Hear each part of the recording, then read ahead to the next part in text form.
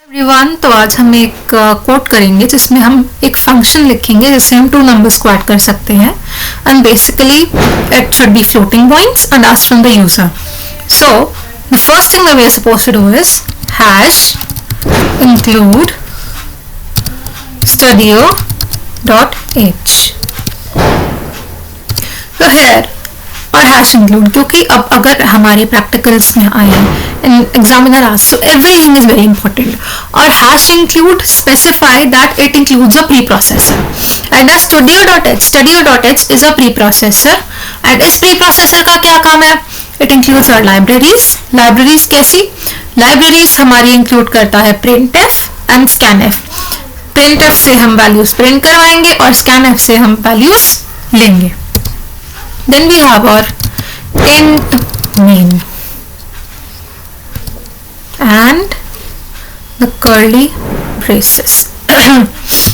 So यहाँ पे हमारा int main आ गया and curly braces आ गए. So int main में main एक ऐसी वैल्यू है, एक ऐसी चीज है जो हमारा एंट्री पॉइंट है हर एक सी प्रोग्रामिंग का. एंड सेकेंड चीज द मोस्ट इंपॉर्टेंट है कि कितने भी फंक्शन आप सी प्रोग्रामिंग के अंदर बना लो, वो आप इंट मेन के अंदर ही लिखोगे. तो हम इंट मेन बनाते हैं, ये हमारा एक फंक्शन भी है इन इटसेल्फ एंड ये हमारी ऐसी वैल्यू है जिसपे हर एक सी प्रोग्रामिंग की स्टार्टिंग पॉइंट होता है. उसके बाद हम डेटा टाइप से फाइन करेंगे. तो हम कहेंगे कि हमारा फ्लोट, क्योंकि हम फ्लोट ले रहे हैं. फ्लोट क्या होता है?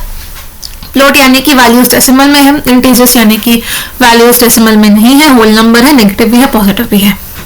तो हम लेंगे फ्लोट num1 num2 एंड और सम, बिकॉज वी नीड सम. और उसके बाद हम ये लगा देंगे. ये हमारा जो है sign, this is our terminator. अब टर्मिनेटर का क्या काम है? हमने जैसे ही एक अपनी स्टेटमेंट लिखी, वो एंड हो गई, तो सी प्रोग्रामिंग को बताता है the statement is ended, turn to the next line. और अगर हम टर्मिनेटर नहीं लगाएंगे तो क्या होगा? टर्मिनेटर नहीं लगाया, आपका एरर आएगा. नाउ देन printf कहाँ से आया? printf आया studio.h से. printf क्या है? printf कॉलिंग फंक्शन है. हमें अगर अपने क्या कहते हैं आउटपुट को कॉल करना है तो हम printf बुलाएंगे. printf what is, या फिर मैं डायरेक्टली लिखती हूँ फर्स्ट नंबर. ठीक है, फर्स्ट नंबर. अब इसके बाद क्या आएगा?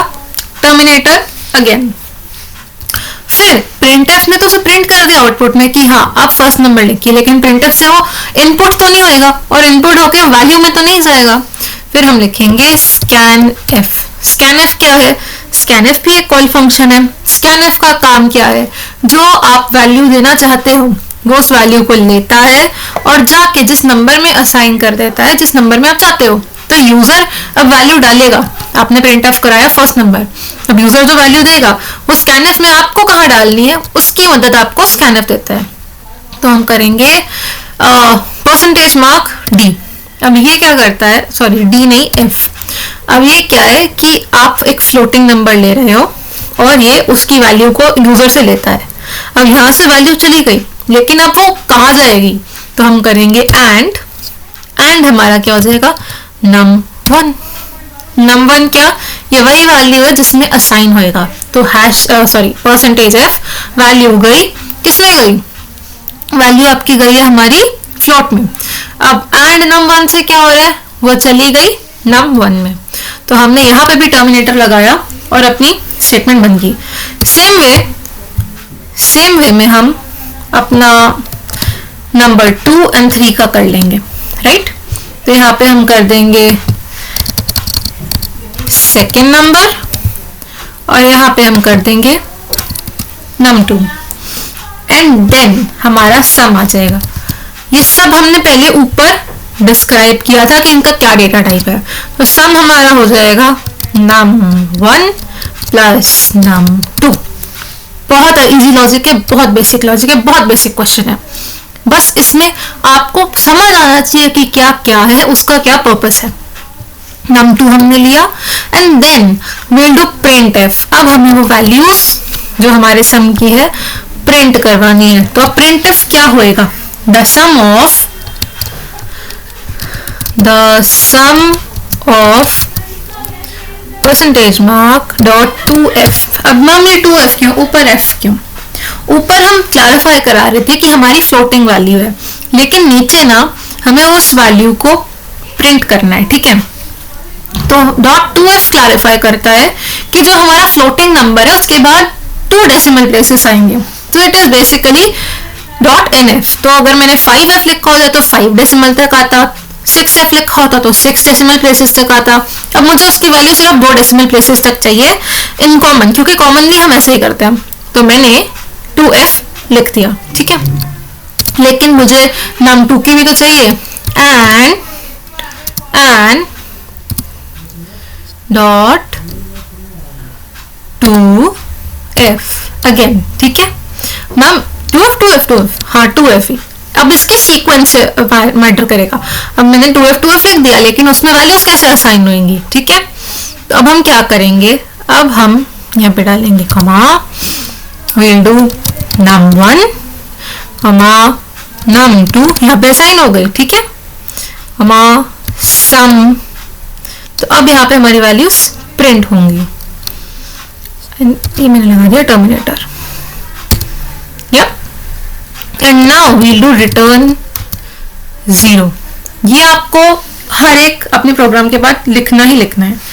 मोस्टली पीपल से it is not necessary, but the point is कि जब आप रिटर्न 0 लिखते हो तो आप बताते हो कि आपका कोड सक्सेसफुल है, आपने जो भी किया है प्रिंट फॉर ट्रू किया है। अब यहाँ पे तो इसका कोई काम नहीं, आप नहीं भी लिखना चलेगा, बट इसका काम आएगा जब हम स्टेटमेंट्स बनाएंगे लूप्स वाले, इफ ट्रू इफ फॉल्स, तो उसमें हम कैसे दिखाएंगे, उसमें हम रिटर्न से दिखा देंगे। रिटर्न 0 करा है तो आपकी वैल्यू ट्रू है, सक्सेसफुल है, लेकिन हमने कोई भी नंबर और कर दिया, रिटर्न 1 रिटर्न 2 रिटर्न 3 रिटर्न 4, तो आपकी वैल्यू फॉल्स है, ठीक है।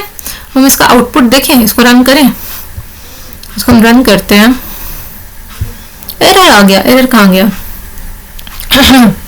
एरर देख लेते हैं हमारा किधर आ रहा है।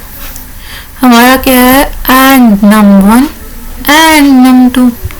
देखते हैं हमारा क्या आ रहा है। ओह यस, हमने इसमें कॉमा नहीं लगाया।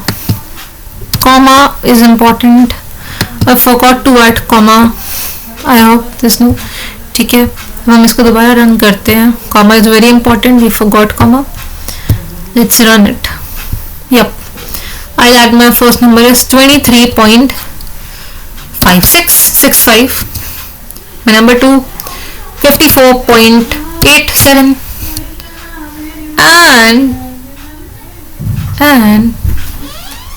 and it didn't printed my sum. Yes, why? Because again we didn't write it, is slash dot 2f। तो हर एक के लिए 2f लगेगा, तो यहाँ पे हमने 2f रखा, तो वैल्यू आएगी हमारी। Run it 12.53, you're gonna run the second value 23.54, and we'll get our sum. And yep, this is it, this is the code।